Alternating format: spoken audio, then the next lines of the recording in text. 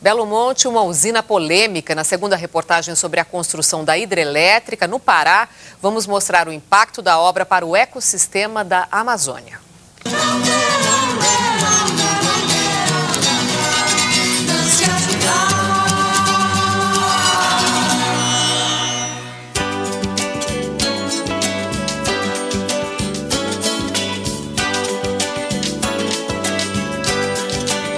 A alvorada revela o tráfego de barcos pelo rio Xingu. Na isolada Amazônia, os rios são como estradas, mas é preciso cuidado para navegar, pois já chegou o período da estiagem e o Xingu está mais raso. Nosso barqueiro experiente serpenteia as águas em busca dos pontos mais profundos. Viajamos quase 3 horas pela chamada Volta Grande do Xingu até chegar à barragem principal de Belo Monte. Uma placa nos lembra o quanto a usina é controversa. Seguranças do consórcio construtor barram a presença de nossa equipe. Olá, senhores. Olá. Tudo bem? Nós estamos da TV Cultura de São Paulo, estamos fazendo uma reportagem aqui. Mas não pode, senhores. Tem autorização. Esse aqui é o canteiro conhecido como Pimental. Aquela obra que a gente vê lá no fundo já é a barragem sendo construída. A partir desse ponto, o rio passa a ser represado e do lado de lá, ele torna-se mais seco. Do alto dá para ver que a barragem já muda as características do Xingu, mas o lago principal, responsável por represar a água que vai mover as turbinas de energia, não ficará aqui.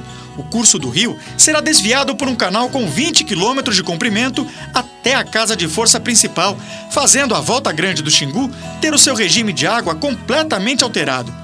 Pelo plano estabelecido e autorizado pelo governo, a vazão mínima durante a época mais seca será de 600 metros cúbicos por segundo. Esse patamar não muda drasticamente o rio, porque a média histórica para o período é de 700 metros cúbicos por segundo. A mudança maior vem no período da chuva. A vazão mínima estabelecida é de 8.000 metros cúbicos por segundo. Uma queda acentuada, já que a média histórica do inverno é mais que o triplo, 25.000 metros cúbicos por segundo. Além disso, a usina está autorizada a, em anos alternados, diminuir a vazão para apenas 4.000 metros cúbicos por segundo.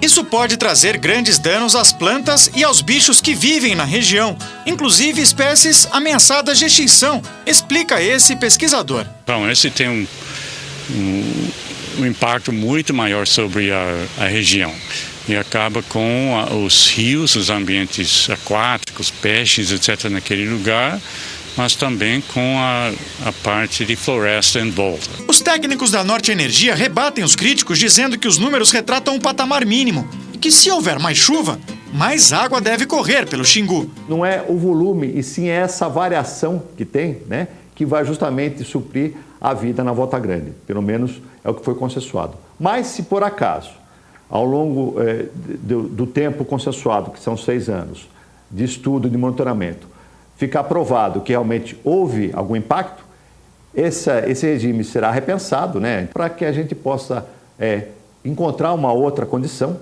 que atenda tanto a parte ambiental como a parte da engenharia, né, da operação da usina.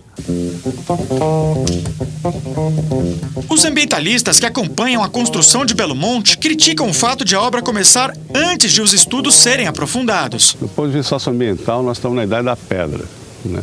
Os levantamentos são precários, são mal feitos, né? Então, para que você possa ter um planejamento adequado, possa ter um conjunto de medidas mitigatórias com eficácia, você precisa ter um investimento nessa área socioambiental prévio. A passos lentos, essas medidas para diminuir o impacto da obra vão aparecendo. Essa é a unidade de monitoramento de fauna e flora da Norte Energia. Aqui uma equipe de 120 pessoas trabalha para cadastrar as espécies de animais e de plantas que serão afetados pela barragem. Cerca de 300 tipos de plantas já foram identificados, formando um banco genético vivo. Parte delas está sendo cultivada e será utilizada para recompor a mata degradada. Pelo plano de construção da usina, a Norte Energia terá de manter ao redor de toda a área alagada uma faixa de 500 metros como área de proteção permanente, uma APP. A região aqui, de um modo geral, ela foi muito explorada.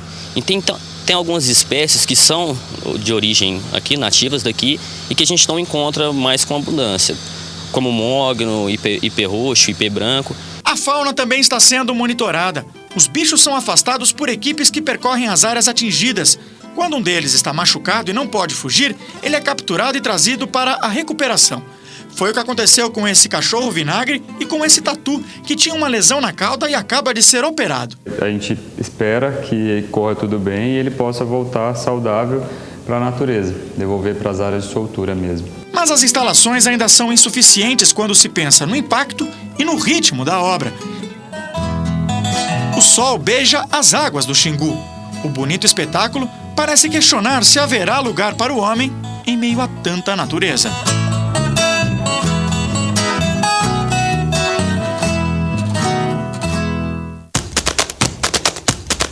A discussão toda hoje é: vamos aproveitar a energia do rio Xingu, como se ela estivesse sendo desperdiçada.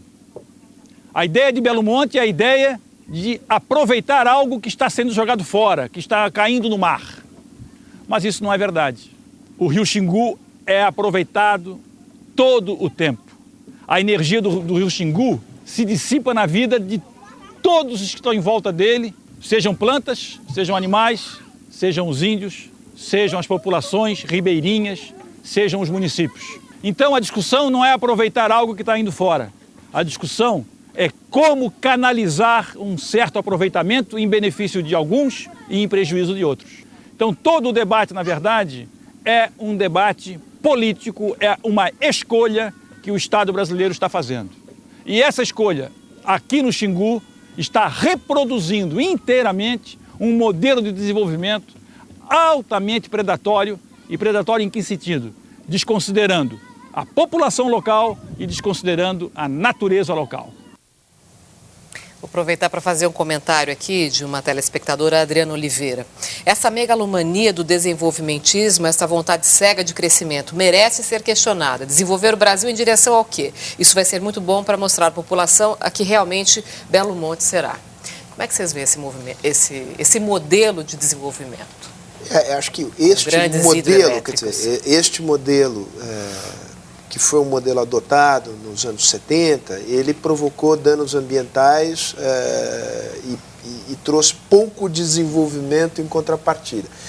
Eu não diria que é uma simples reprodução do modelo, eu acho que isso é um exagero. Você pega um caso como Balbina, por exemplo, que é o exemplo da hidrelétrica de grande inundação, grande impacto ambiental, baixíssima capacidade de geração de energia. Acho que o Brasil aprendeu, a sociedade aprendeu, o governo aprendeu.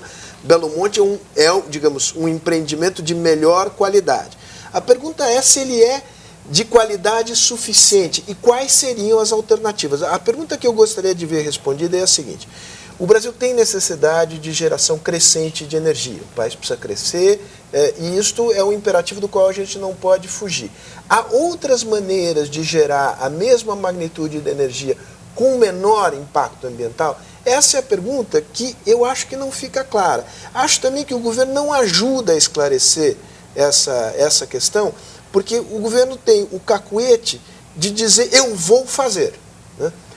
E de dar pouco espaço para o debate racional a respeito de quais seriam as outras alternativas ou as outras opções.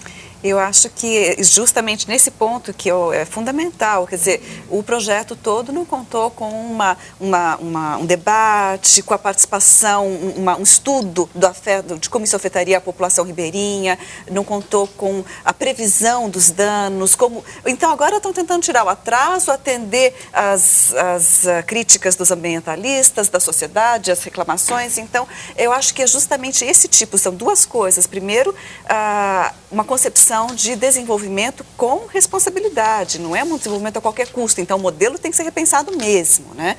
E o segundo, o que foi dito, quer dizer, sobre a absoluta necessidade de se ter essa previsão, né? Tá certo. Amanhã, na terceira reportagem da série, você vai ver como a população indígena do Pará enfrenta a construção de Belo Monte.